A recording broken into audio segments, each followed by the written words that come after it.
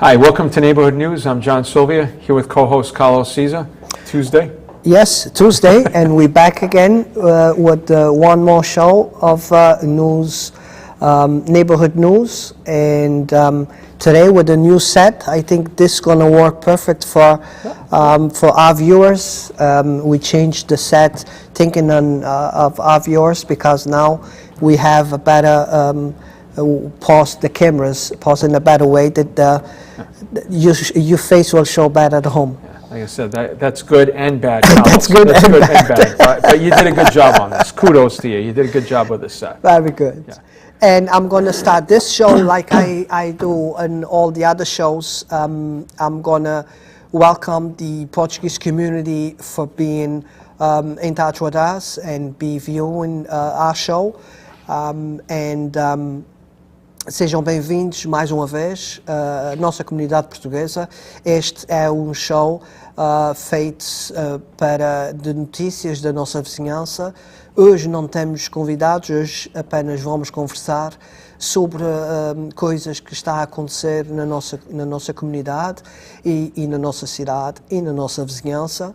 Mas para as pessoas que estão a escutar aí do outro lado do Atlântico também, nos Açores, em Portugal, seja onde estiverem em contacto connosco, sejam bem-vindas e os parabéns por um aniversário muito especial. Meu pai a fazer 67 anos, para ele os meus parabéns e votos de muitos anos.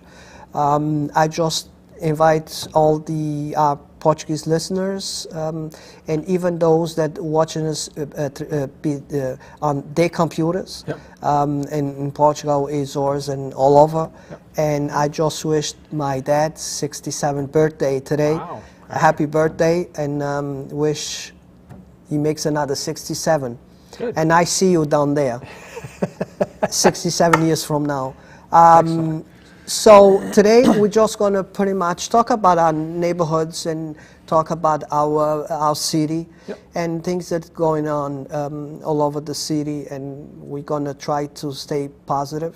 Yep, definitely. That's the part that we want to keep. It's the positive. Yeah.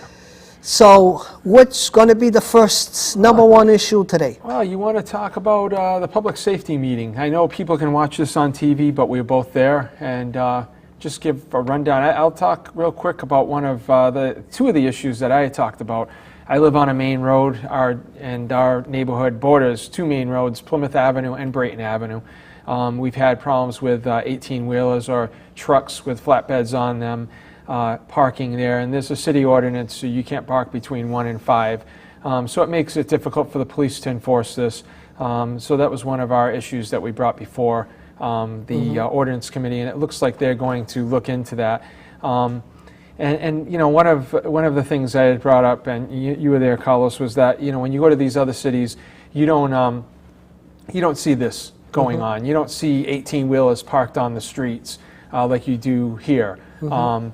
So that's something. I think they took it seriously. And the other thing was the motorcycle issue. It's kind of done with now because we're in the month of October. But I wanted to bring it up now because I think they can start looking at how to correct this for next year. But I can honestly say over the last 6 months, and I brought that up at the meeting, been to 6 different cities across the U.S. for work and vacation. Never heard motorcycle noise like you hear in the city of Fall River. And it's funny, I had actually had a video of a motorcycle going by, and I showed the chief of police, and he said they have an illegal muffler on there.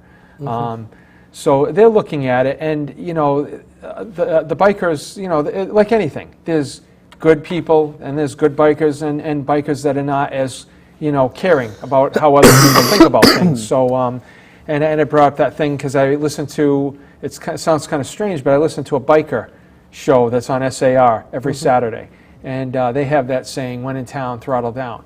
And I just don't think that we have that, that same consideration here. So hopefully, I think they're going to look at that. When I talked to the chief of police after, he said maybe signage, but he has to get, the city council's approval. But when you go down to Newport on like Ocean Drive, that area, or toward, I think it's Easton Beach, they have the signs in the summertime, you know, noise, you know, you got to keep it down. We have a certain decibel level. So I think sometimes people just need to see it, signs, and you know, maybe that'll help the situation. But at least it's out there, and I know it's been an issue at our neighborhood years ago in on Plymouth Avenue, you know, Brayton Avenue, Easton Avenue, all over the city, I think, on these main roads. So, you know, I think they're looking at it. So, hopefully. Yeah, and it's nice that you mentioned about motorcycles, because one time, probably a couple of years ago, the streets that I was living on, we had a motorcycle that was not registered. Yeah.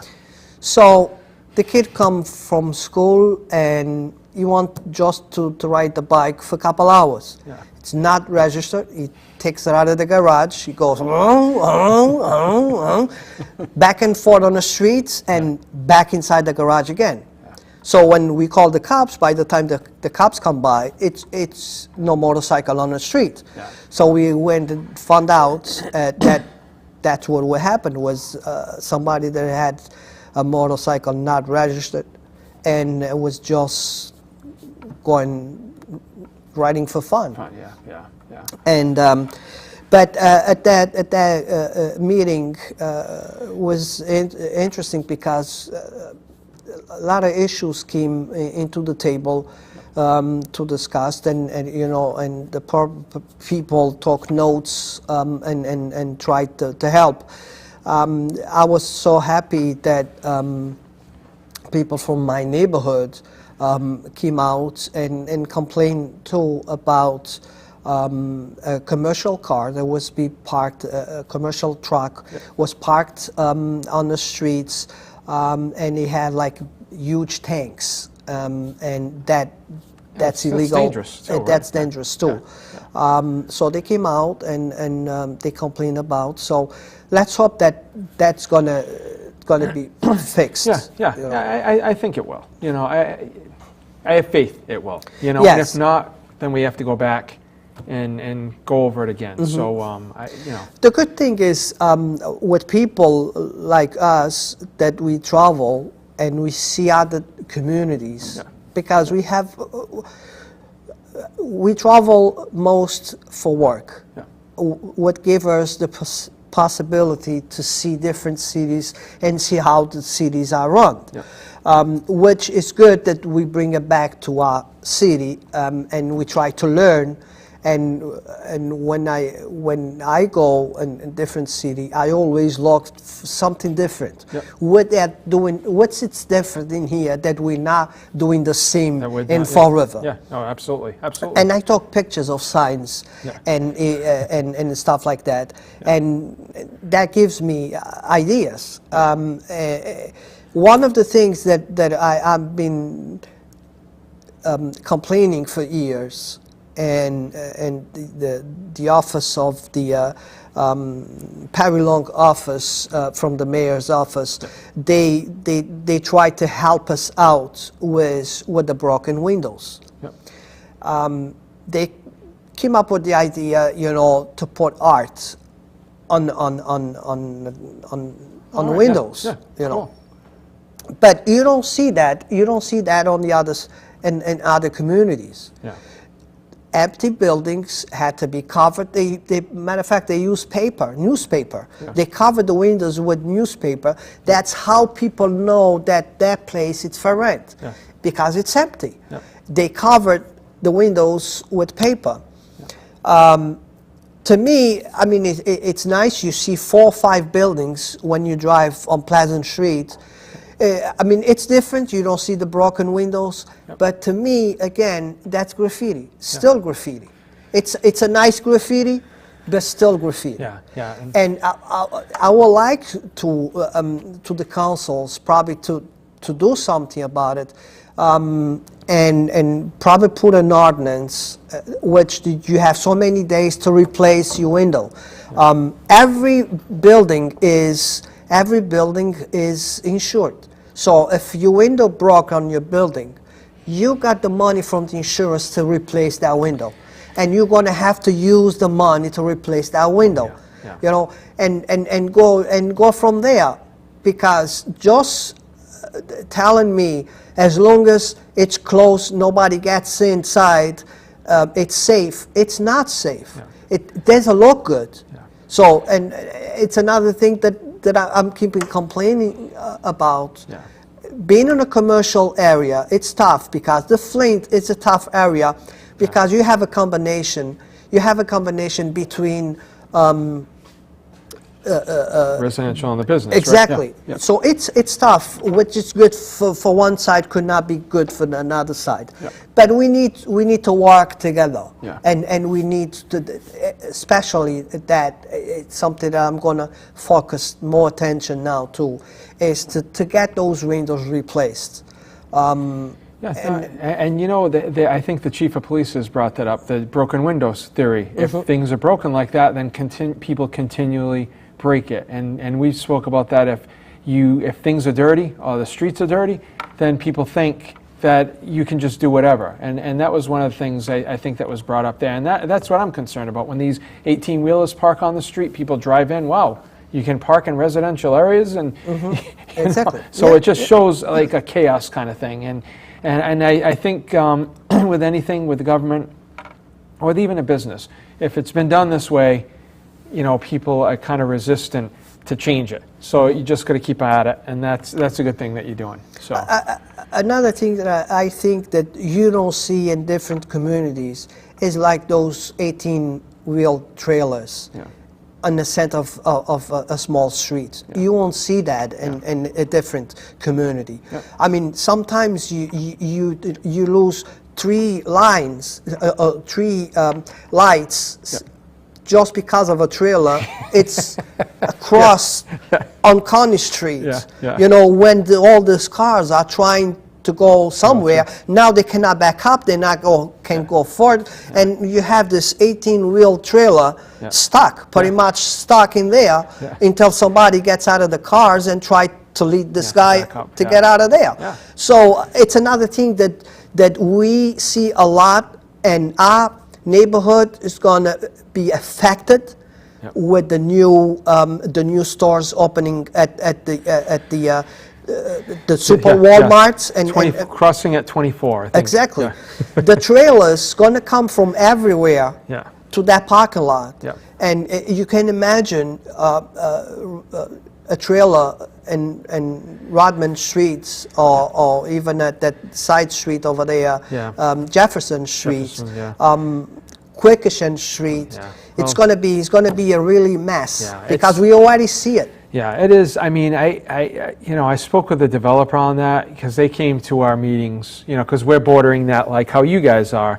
And I think what they're saying is they're just going to get off 24 from Brayton Avenue and go on the back there. But you know what, regardless of that, you know, because you live toward that area like I do, I'm probably not even going to get off at the Brayton Avenue exit anymore, especially around Christmas time between Sam's Club and Super Walmart and all this other stuff. It's probably going to be better to get off at another exit and come around. But I mean, that's the price that we're going to pay for progress. They're creating 500 or 600 jobs. So that's something. But you're right, it's something that residents are going to have to get used to. And we know sometimes we're not always patient with traffic here. Compared to folks in other cities, so it's going to be something that we're going to have to get used to for sure. And talking about traffic, we're having another problem now. Is the I thought this was going to be positive. No, it is positive. We try to let people know what to do. I know. I'm teasing. And we're going to have some good pictures to be soothing at the end of this. Right? Yes. That will be the champagne glass. Yeah. That's what we're going to toss at the end of the show. There you go. But I mean, we already had a meeting this week, and we're having a meeting Thursday about the only one line open right at the Millicom Boulevard. Yeah, correct. Yeah. For people that are familiar with the area, this is all to do with the construction for 79. Yep. Absolutely.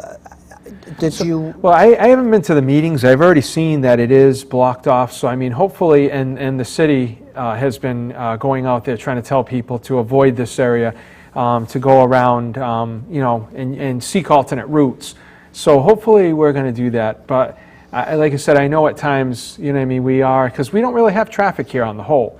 But now we're going to have more and more traffic between the Braga Bridge, the 79 ramps. I don't know if you even know on 24, when you're getting on 24 north to go to 195 east to Providence. Yes. That's backed up a lot of times to Brayton Avenue because you have to stop because there's construction there. Yes. I mean, the construction's happening all over the city. All at once. all at once, and all the overpasses. Yeah. That's what it is, all the overpasses. So, on top of we already struggling in top of the Braga Bridge. Yeah, now I we agree. have all these overpasses. Yeah, I agree. It happens all the ramps. Yeah. That's pretty much what it is. It's all the ramps. Yeah. It's been 2 years since I used Braga Bridge exit from behind the city hall. Yeah. You know, it's been 2 years since I don't use that one. Yeah. Every time that I need to go, and I go three days a week, like everybody knows, I go to Rhode Island. Yeah. I take the one off Pleasant Street, that's before that exit, or I take the one from the 24, which puts me really back, and I can now push to and use the left line. Yeah. So this way, and even this morning was another accident there. Yeah. Every time, I mean, when you have to go somewhere. Two times out of three times that I use the Braga Bridge, it's an accident there. I know. You know, that stop sign, it's so dangerous. Yeah. No, you're right. It's so dangerous there that people don't realize how dangerous it is. Yeah. And I would like to have a number. I need to ask this to the police. I would like to know how many accidents that stop sign had since that stop was put It's probably there. been a lot, but I guess, you know, they can't get around this because of the whole construction thing. And I think it's just been a multiple thing between the painting and fixing. I think under the bridge, they've had to fix the whole under part of the bridge because there were problems. So the only thing, you know, one thing that we have to be thankful for is that we're getting this money.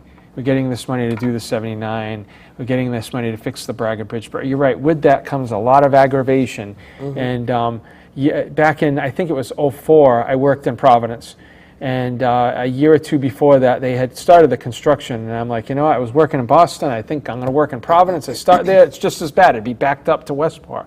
And now I work back in Boston again. And look, we still have it. So it's been probably 10 years. I know, and it's frustrating. And it is frustrating. And it's when people start seeing them removing the stuff from there, everybody was getting happy. Excited, right? Yeah. All excited. Hey, the bridge is all painted. Yeah. They starting removing. Yeah. And I remember somebody called SAR, and SAR got in touch with the Mass Highway, and they gave us the bad news. It's at least another 2 years, because now they're working underneath. So now you have all that aggravation, and you don't see nobody working on top of the Braga Bridge. That it's like, why do you guys don't just take that down? Well, you know what? That could be a Fall River thing, because there's a guy in the Herald News, the guy Mike Dion, had an article, and he said, if we in Fall River don't see people working on there, they're like, what's going on? Exactly. We get frustrated if we don't see them out there. Exactly when we're driving by. Exactly, which is good. That means that we have our eyes open, you know, and we're noticing everything that's changing in the city. We notice right away. But it is. And coming back to the safety committee, I'm very happy that the presentation that I did the City Council about the Flint Pride Days, and the idea that I had 7 years ago of closing down a block. It's not even a block, it's a half a block. I call it half a block because between Cash Street and Jenks Street is Thomas Street on opposite side. So you have Cash Street, Jenks Street, and Thomas Street. I'll be happy just from Cash Street to Thomas Street because it's just a half a block, enough for what I need to do. Now you have Mason Street going both ways at traffic, and you still have Thomas coming down Pleasant Street. So what you have to do is go around half a block. Yeah, yeah. It's not really, you know, a big thing. I don't know how was a big issue of safety, but again, that was the past. I don't like to live on the past. And it worked out. I like more the positive side, and the positive that I got from all of this is the support from the police department yesterday, and the support from the fire department, and the police support that I had since Mayor Flanagan took office of doing this on Pleasant Street, and I'm happy that it's happening, and they just want to push a date out of me now. Yeah, it's like, come on, you have to give me a date now, and I don't have the dates out of my head, but we do have an event that we put together on our neighborhood every year. At the Flint Merchants Association put the window contest where they decorate their windows to invite people to visit their stores where they have the best for sale for Christmas. Cool.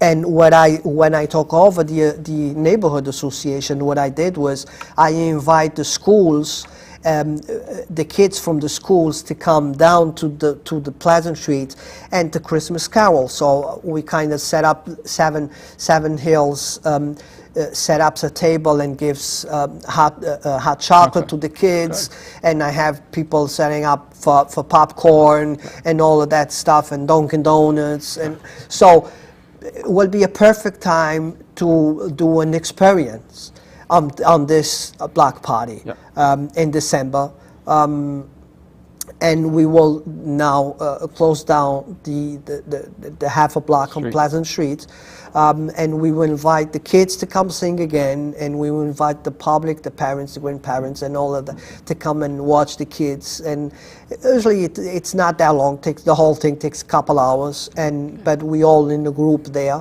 and I think that's going to work. Yeah, for next year, I will try to put together the Flint Pride Days.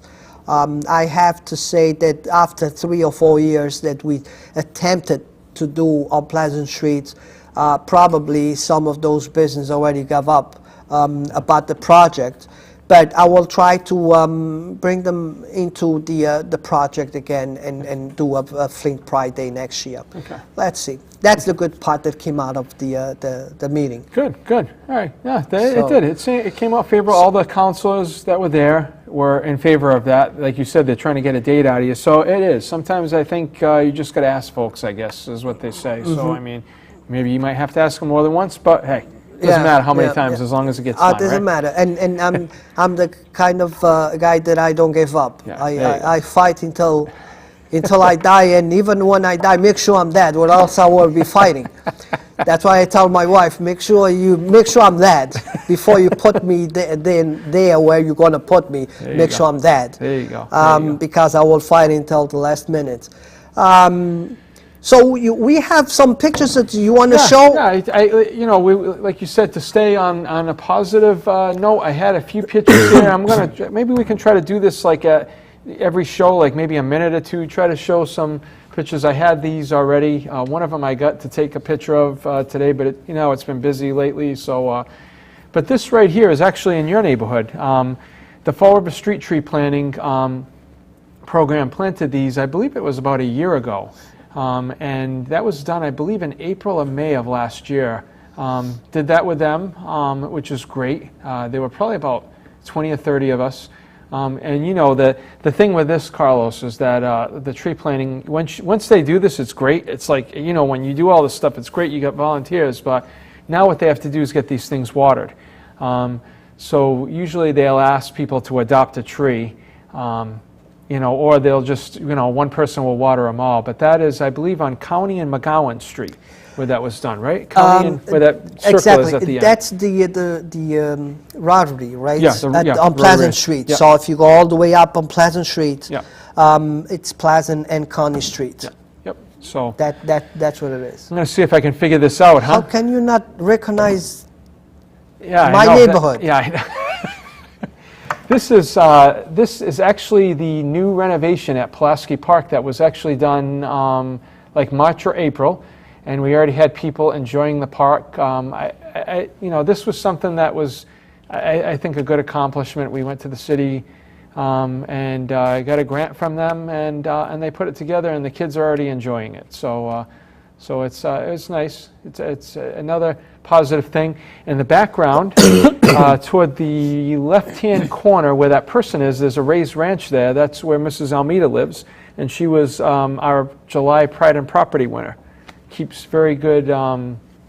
Keeps the property very nice. So I didn't do that on purpose. That's just a thing here, but I'm glad I got her picture in there. And this is just another view of the playground. They've got the jumping things, a slide, and some ropes that they can climb on. And this is our neighborhood. These are the median strips on Brayton Avenue. We planted some flowers on each side, cleaned up the flower beds, and actually Anthony was there helping us out during that, and Cheryl there also from our group, my neighbor. So that's something nice. I mean, I've had a couple of people comment that it looks nice going down. What we're trying to do is, this is looking to the east, and there's Anthony, my daughter Nicole, and we know Helen Rigo digging in there to get something. But we're going to be meeting with Diamond. We're going to get a sign there, a small sign that just says Niagara. And I think with that there and the flowers planted there, it'll kind of, little kind of a beautification. Exactly. Yeah. And it's something that we go by every day and we don't notice. Yeah. We don't know what we have. Yeah. But if you show these pictures to somebody that don't live on the city, Yeah. will appreciate and will see how beautiful it is. Yeah. Yeah. It's just us because we drive by every day and we don't really appreciate. Yeah, it's, you're right. I mean, I'm. But it's a beautiful picture. Yeah, and for me, I like trees. So which is, I know some people call us tree huggers. So I mean, it is. Once this gets really big one day, that's gonna really cover and shade that area. So I think it's gonna be nice. And actually, I think it makes the businesses. Enhances the businesses in that area also. This is just another view of that. We got to get the curb fixed there though on the front. Yeah, but just looking at this picture, you see the new buildings. Yep. You see a nice grass area. Yep. And you see it clean. Yep. You don't see trash on the floor. Which is great. Which is great. It is a beautiful sight. Yep. It's a beautiful picture. Yep. And this is just that Pulaski Monument here. I forget to throw that in. We did. The city was nice enough to get that fixed for us, and we had some members throw some flowers in there. And this is we planted. This is for our Halloween, our fall scene. Planted flowers when those died out, and planted those in there. So you already know what you're going to do for Christmas then. I don't know. We don't have any electric to put lights in there. I was thinking it'd be nice to put lights. Yeah. Maybe we'll have your Christmas carolers sit in there. Yeah. Put a sled in there.